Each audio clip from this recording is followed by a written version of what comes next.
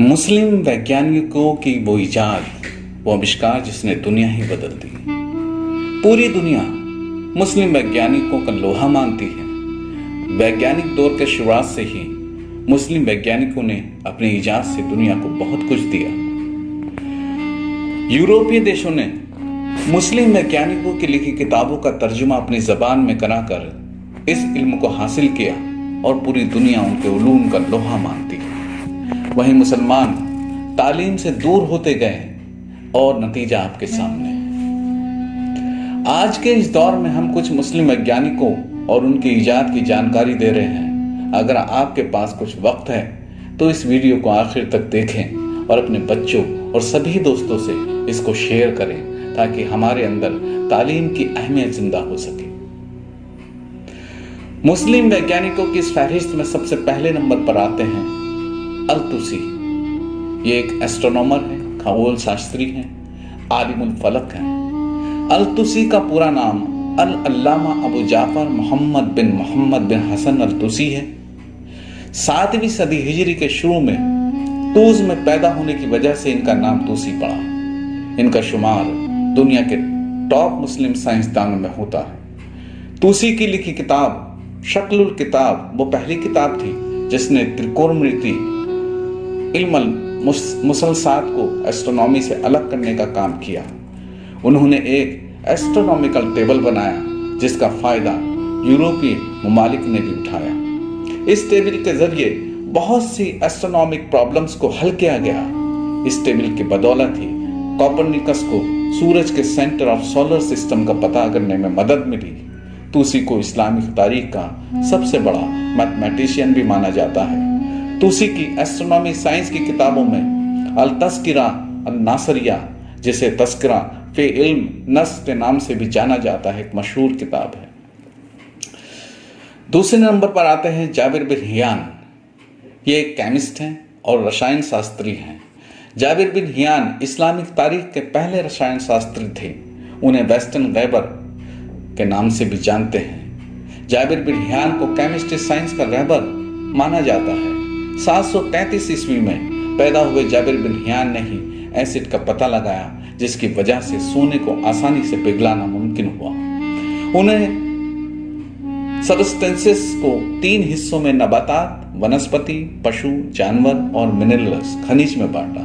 इसके अलावा उन्होंने केमिकल कंपाउंड जैसे कार्बोनेट, आर्सेनिक और सल्फाइड की खोज कर दुनिया को नमक के तेजाब, नाइट्रिक एसिड, शोरे के तेजाब और फास्फोरस की जानकारी दी।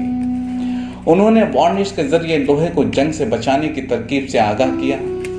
उनकी किताबों में अल रहमा, किताबुल तजमिया, जेबकल शर्की, किताबुल मुवाजीन और अल सगीर मकबूल किताबों में से है। तीसरे नंबर पर आते हैं अल जज़री। अल जज़री एक मकबूल साइंसदान और इंजीनियरिंग के माहिर थे। उन्होंने ऑटोमोबाइल के इंजन की रफ्तार के असल उसूल, मूल सिद्धांत को मंजर आम पर लाया। उन्हीं के सिद्धांत से रेल के इंजन और ऑटोमोबाइल डिवाइसेस की इजाद वजूद में आ सकी। उन्होंने ही दुनिया को रोबोट की इजाद का तरीका बताया। उनके सिद्धांतों से पानी निकालने वाली मशीन, हाथ घड़ी, कैसल घड़ी, मोमबत्ती घड़ी और पानी घड़ी की इजाद वजूद में आई। चौथे नंबर पर आते हैं इब्न अल हैशम, जो कि एक फिजिशियन है, मैथमेटिशियन है, इंजीनियरिंग है और एस्ट्रोनॉमर भी हैं।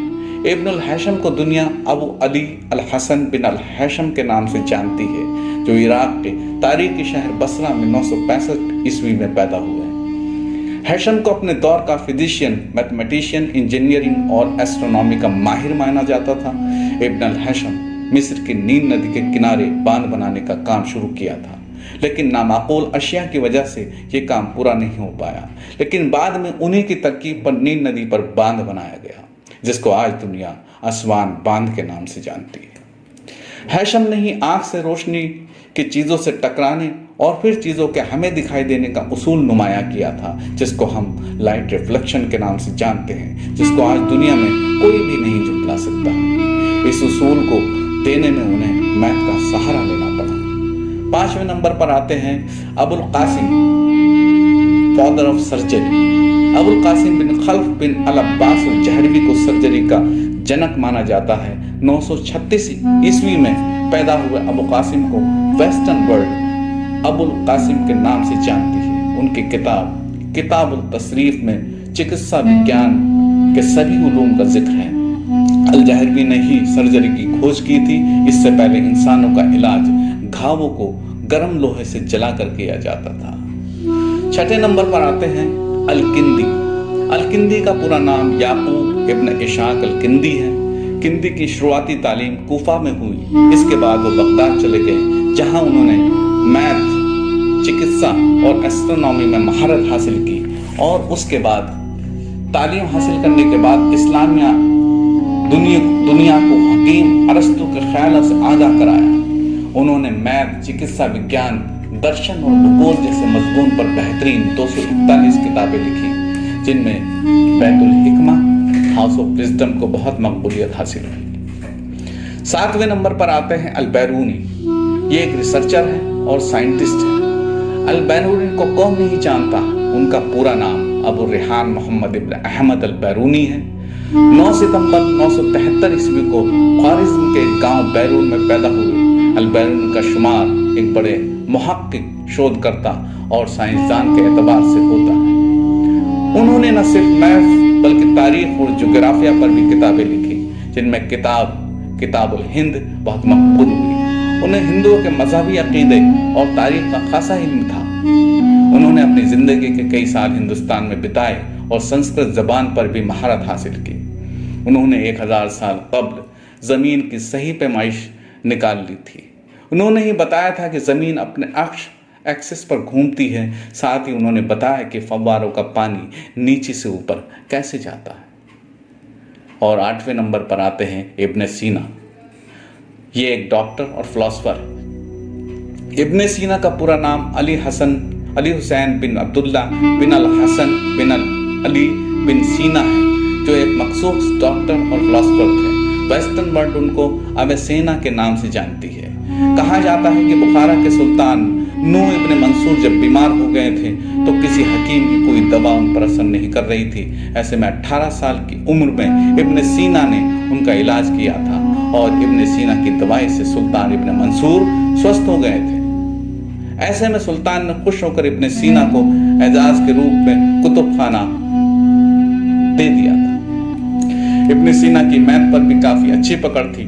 انہوں نے رسالہ الجرابیہ، مختصر عقیدس الارثمتیکی، مختصر علم الحی، مختصر مجسطہ، رسالہ فی بیان القیام الارض فی واستسمہ جیسی کتابیں لکھی، جس میں کتاب القانون علاج کے لحاظ سے ایک مشہور کتاب ہے، جو 19ویں صدی کے آخر تک یوروپ کی کئی یونیورسٹیز میں پڑھائی جاتی رہی ہے۔ آج بھی ابن سینا کے نام سے یوروپ میں ڈاک ٹکٹ جاری ہوتے ہیں۔ یہ ہے مسلم سائنسدان، مسلم ویگیانکوں کی حقیقت، جس کو ہمارا آج کا معاشرہ بالکل بھولا ہوا ہے۔ تو میری آپ سب سے گزارش ہے کہ آپ اس ویڈیو کو زیادہ سے زیادہ شیئر کریں اور زیادہ سے زیادہ لوگوں تک پہنچائیں، تاکہ آپ جان سکیں کہ آپ نے دنیا کی ترقی میں اور دنیا کے سائنس میں اپنا کتنا یوگدان دیا ہے۔ السلام علیکم، آداب۔ میں اقبال تقی شیر کوٹی آپ سے اجازت چاہتا ہوں۔